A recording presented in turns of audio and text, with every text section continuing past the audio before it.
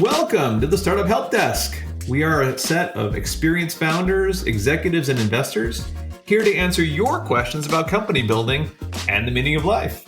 My name is Sean Burns. I'm a multi-time founder of successful startup companies. I'm also an investor and a coach of hundreds of founders. I have made every mistake in the book, and I'm here to share that with you so you don't do the same, because honestly, it's not fun. I'm joined by a pair of excellent founders in Ash and Nick. Hi, everyone. My name's Ash Rust. I'm a pre-seed investor based in San Francisco.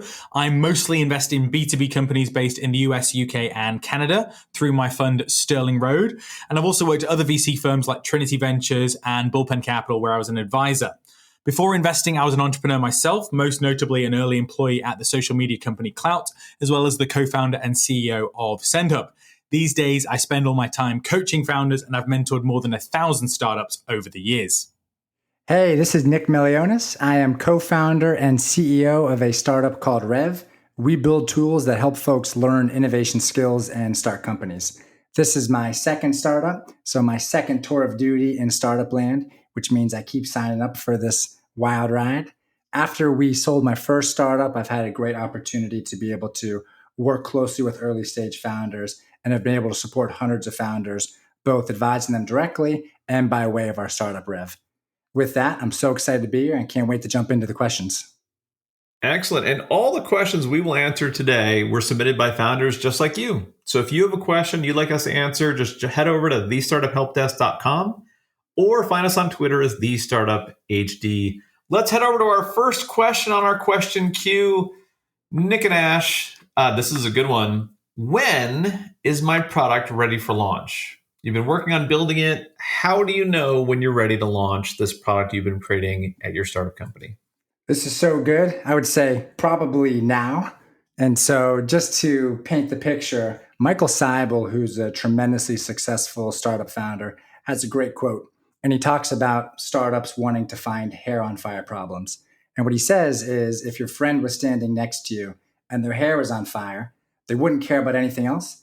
They would be only focused on putting out that fire, and they'd be willing to use something as unsophisticated as a brick to put out that fire. And so in this case, a brick is a perfect analogy for V1 of your product. If you can deliver a brick that's able to start solving part of the problem for your first users, you're in a really good spot. And to continue the analogy, that brick is a great building block for you to add more bricks and ultimately build a product that brings your full vision to life.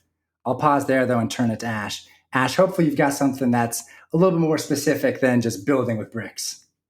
Well, how do you put a fire out with a brick? You got to ask Michael about that one. He's got the great quote. I'm just pulling up for the podcast. Oh, you're just the messenger, right? That's right. Coming soon to the Startup Help Desk video hour, we're going to see Nick and Ash put out a fire using a brick on Nick's head. That's too good. That is interesting, to say the least. All right. Yeah. So my thought is also a quote from some local luminary. So back when I was at Klout, when dinosaurs roamed the earth, Jack Dorsey came by and he said that if you're happy with a launch, you've waited too long. And I think that's the main theme of my answer. So if your product is ready for launch, that's basically as soon as anyone is willing to use it. If anyone, literally anybody, is willing to give it a shot, you should be willing to let them. It's okay if it fails. That means we're going to get another chance. We're going to get some feedback on that. And it's okay to start with absolutely no product at all. If you can do it manually, start there. Now, one thing that comes back often, especially in the B2B space, if you're talking to people who are maybe building harder tech startups, maybe robotics, AI, that kind of stuff, they'll often push back and say, well, we can't possibly iterate that way and launch something small because we're building something so difficult that it's got to all be in place. And I don't agree with that. I think that you can test small parts or smaller versions of your product very early, and that customer feedback will actually influence things a lot, just as much perhaps as it would a SaaS business. And this is an interesting question I hadn't think about till now, both Ash and Nick. Let's say you launch it. Is it possible to be too early? Like, is there any sign you could look for to say, actually, we are too early? Like we listened to this podcast. We're like, you can't be too early. We launched it. Whoops. No, we actually are too early. If your first version of your product isn't delivering some value in form of actually solving part of the problem, that would be too early. And so I would say that ultimately it's subjective in terms of figuring out, does this first iteration deliver some form of value? If so, you weren't too early. The other thing to consider is there's potential regulatory issues. Perhaps if you are in the healthcare space and your V1 is lax on data controls and isn't HIPAA compliant, that could kill your company. Same if you're in the fintech space and maybe you're commingling customer funds in your MVP. That is also dangerous. So you do have to be careful about some things that you do at that MVP stage. You can't cut all the corners if you're in certain markets. But by and large, you have to be very aggressive about that because we're trying to understand if there's any demand for your idea at all. No, that makes sense. On that note, too, to continue with that, so ultimately this is about proving demand. And so when it comes time to deliver this first iteration, as we've mentioned, one, you can do it manually. Two, you can be able to create prototypes. So you can use tools like Figma, Sketch, or InVision to create these simple, just visual representations of your products.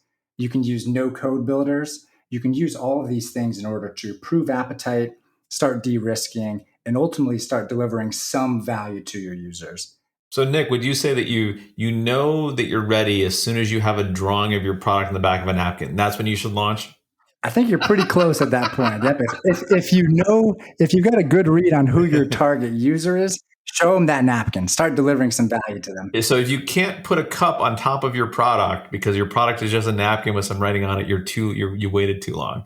That is the lesson. That's right. That's the signal.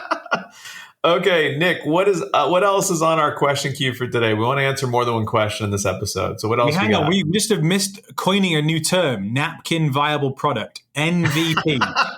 Yes. See if that one's available. Oh, the swag for the shows would be great. Good. We'd have branded napkins that say MVP on them. That's be great. That is so good. All right, let's get into the second question here. So question for Ash and Sean. How long does it take in fundraising before you know if you'll be able to raise or not? And so, Ash, why don't we turn that one to you first? Yeah, bad news again, folks. Sorry. The time it takes is the whole time. So if you're going to fundraise, you need to plan for 3 months of full focus for at least one person on the team, almost always the CEO. And that's going to take at least 100 meetings. But the sad thing is that most of your yeses are coming at the end of that process. So you're going to get 90% no's, even if you're really good at fundraising. And the vast majority of the yeses that you receive are going to come at the very, very end of that process as you just get better at responding to feedback, better at pitching, and you probably generate momentum in the round as well from existing investors or small checks. So until you've done those full 3 months, those full 100 meetings, you just don't know if the round is going to come together. And very often, people get their term sheet or their lead investor as one of their last few meetings. So it really could be the 99th meeting. Sorry. But Ash, isn't that by definition, like if you're going to get your term sheet at the end, you're going to stop your process. So it's almost always going to be at the end, right? Not always. Plenty of times a term sheet might only occupy 40 to 75% of a round, and you may still have to keep raising. But if you've already generated momentum in the round and then the lead comes in at the end, then yes, you would close. Gotcha. I agree with everything you said. Let's see, what can I add to that? Well, one thing is you can get a sense earlier in the process if you're pitching investors and there's no engagement, there's no excitement, especially if the concerns or the questions they're raising indicate a common problem, that your market's too small or there's no excitement around the space that you're in. Because the reality is, if there's potential, investors will at least engage with you. And so if everyone is just turned off by you and you're not getting any engagement in the form of just follow-up meetings, simply, not even any interest in investing, just follow-up meetings with investors, you're really probably not going to magically turn a corner and all of a sudden have great investors that want to invest. It does happen, but it's not super common. And so look for those kind of signs of engagement. And again, Ash is right. That engagement might not turn into anything, but investors that are not engaged or not interested and there's no energy, it's one thing you can look for early to say, maybe now is not the time. Maybe we have to get further, or maybe this is not something that venture investors will ever be interested in. Is there a level of interest that's needed, Sean? You're a better person to answer. I will say this. I always, if I'm starting a fundraising process, I know for a fact that most of the people I pitch will say no. I'm not looking for them to say yes. I'm just saying, okay, cool. If I pitch this investor, let's say you're pitching a larger fund that has multiple partners, are they interested enough to have me meet and present to one of their other partners? Just one. They could have a dozen partners, but do they think it's interesting enough to bring to another partner? If they are, that's the first indication for me that there's something here because they're willing to take up the time from their partners to look at it. If you're pitching funds that only have one partner, that doesn't help. But any fund that has more than one partner, that's a strong engagement indicator. The second engagement prejudice on the air, we're recording, no concern. And I think that finally the public's going to see the mask slipping. For those of you wondering, Ash's fund he is the partner of his fund. And so that was sort of a subtle jab at him. The second you say really hurt. The second indication that I've often found is that investors that really do think it's interesting will want somebody they know to try it out. And so if it's a consumer product, they might download and install it themselves, or an analyst at their firm might do that. If it's an enterprise product, they might introduce you to somebody who wants to maybe not even try it, but hear the sales pitch. That's another area of engagement that's pretty promising. It doesn't mean that they're interested in investing. It just means they're interested enough to learn more, which is the most you can hope for. But it also means you're not totally off base. If you don't see either of those things happening, then I think your chances of actually finding somebody and closing a round are not high. You can do it. It can be a numbers game, but usually the indications of engagement are a leading indicator. Let's put it that way, in my experience. But Ash, I don't know. You're a solo GP. Are there any indicators you can share with the audience about what the way how people can tell you're interested in their business if they're pitching you? Yeah, so I usually suggest that people look for a 40% second meeting return. So if you're meeting with seed funds, those people who are writing maybe $500K to $3 million checks, if you're meeting with that category, look at just that group of meetings and see if 40% of them, with having done at least 10, get back to you and want to do a second meeting within 24 hours. They demonstrate excitement.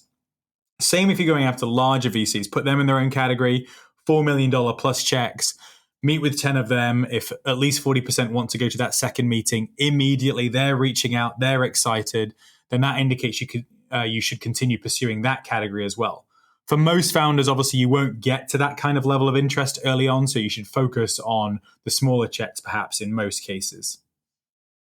And Ash, I've heard this, and is this true that if you really are interested as an investor in investing in a company, that there's a secret handshake you will teach the founder? And if they don't learn that secret handshake, then they're not going to happen.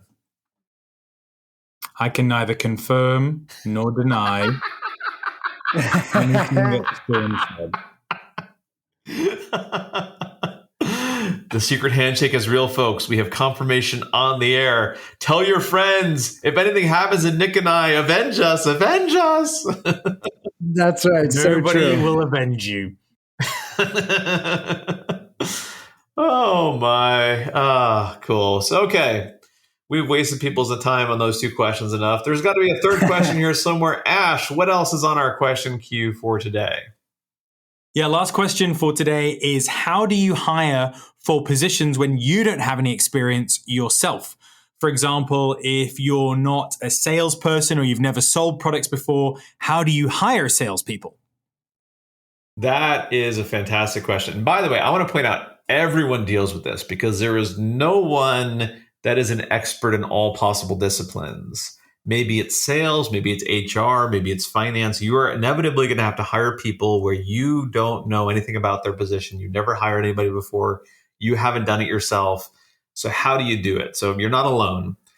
The first thing is, don't avoid it. You'd be surprised how many founders avoid hiring for positions they don't know how to hire for. They're like, I'll just do it myself. And that is never the right answer overall. You have to figure this out. So first, do your research. Talk to people who had that job at other companies. You're not trying to recruit them away, but let's say you have to hire a CFO. You've never hired a CFO before. Talk to a bunch of CFOs at other companies. Ask them what they look for in companies they work for. What do they think you should do? What kind of process should you use? You learn from people who have that job elsewhere. You're not recruiting them away. You're just asking them for help. Second, there are a lot of recruiters that specialize in these fields. There's sales-focused recruiters. If you've never hired for a position, it means there's going to be nobody in your social network that has worked in that position. So you're going to have to rely on recruiters to help you fill those sorts of roles. You can also bring in advisors who have done it. Many, especially if you take an investment from a venture firms have sales partners, marketing partners on staff who can help you interview, help you design a recruiting process. Your advisors can be a very good asset for filling these sorts of positions. And finally, I think this is something that founders largely underestimate, which is maybe you've never hired a salesperson, but you've had people sell you things in the past. You may not have ever hired a marketer, but you've reacted to marketing. So you know what you like. You know what sales pitches might work. And so the candidates that are the best are going to help you understand how they are going to be that person. How are they going to be that salesperson that works, that marketing person that works? They will help you bridge that gap. And if, by the way, if they can't do that, they may not be the right fit because that first person you're bringing in any given function, they're going to have to figure these things out. Anyway, Nick, that was a whole bunch of stuff I just threw out there. Correct me, disagree with me, tell me everybody how I'm, ridiculous for deciding that I can absolutely hire circus clowns, even though I've never been a circus clown before. He's asking for it, Nick. There was no equivocation there. Please let it go. That's all right. Well, if that is a startup you're working on, then we should talk offline because that is the first that we've heard of this one. So some quick notes here. Generally speaking, I think you added some absolute gems. I think the key thing is, number one, you want to be able to leverage your network.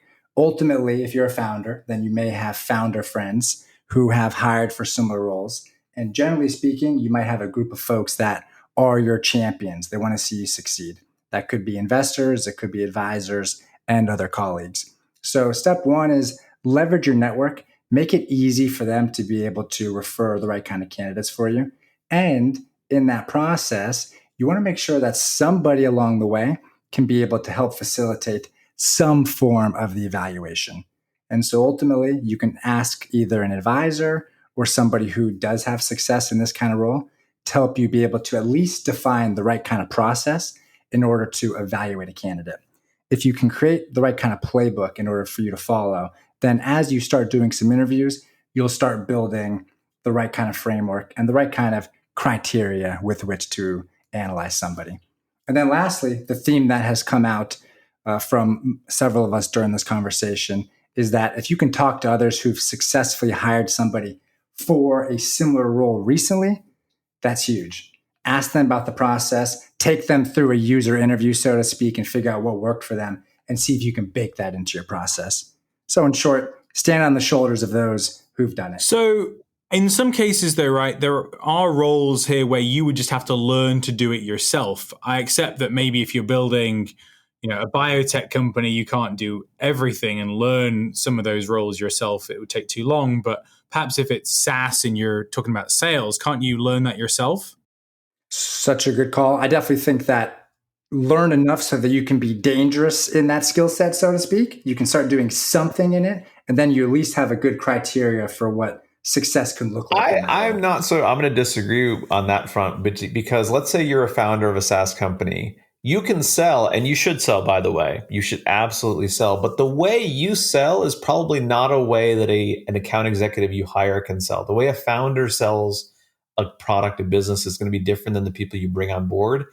And an account executive you hire may be very different and challenge what you're doing in different ways. I'm not sure you can learn how to sell your product your way, but that doesn't mean you're good at sales, and it doesn't mean it helps you understand who that right salesperson is that will help you build that overall. It can help a little bit, but actually what I found is if founders try to hire sellers that sell the way they do, it doesn't work nearly as often as you would like. And it's typically like a coin flip on how often it works. Now the question is, can you hire sellers, for example, who are used to selling products like yours to buyers like yours in a sales process like yours, which may be very different than how you as a founder sell? That could be pretty different. So you should sell. I'm just not as convinced it's going to help you very much in this process. Does that mean that the sales playbook that you write in those early days about how to make a sale when you're making those first sales isn't really relevant to the actual people that you hire on the sales team initially? It's a starting point, but I've never seen a case where people just can pick that up and run with it, because founders and the way that they can sell is just so different than account executives.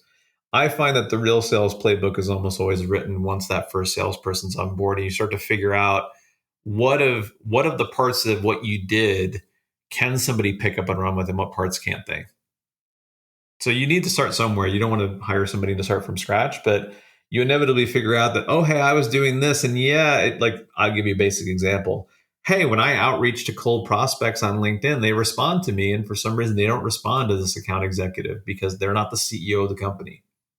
And so you can start changing it. You're like, well, what if the account executive reaches out from my CEO LinkedIn account? And all of a sudden you realize that the customer is expecting to meet the CEO, and I'm an account executive, and they feel cheated. So how are we going to do outreach to prospects if I'm not the CEO to get their attention and have them engage with me in the first place? That's just a small example, but it's an example. Great point. Almost. You know what? Eventually, all of my insanity and all of my wrong answers were going to kind of come around, and like any sort of broken clock, I was going to hit the right time at some point eventually. And we are approaching 12 episodes, so probabilities. Oh, good times. We are unfortunately out of time for today. It was awesome. A lot of good answers, a lot of good questions. And by the way, multiple perspectives. Ash, Nick, and I started doing this podcast because we realized we disagree on a lot of stuff. But that's good. It gives all of you multiple perspectives to consider when you get answers to your questions. As always, Ash and Nick, a great discussion. Thank you for all the info. Thank you both. Absolute blast as always. Yeah, great to chat, folks. See you soon. The Startup Help Desk is now closed. We will be back. If you have questions you want us to answer in future episodes, find us online, thestartuphelpdesk.com, or on Twitter at thestartuphd. We'd love to answer your questions. In the meantime, until our next episode, good luck in building your business.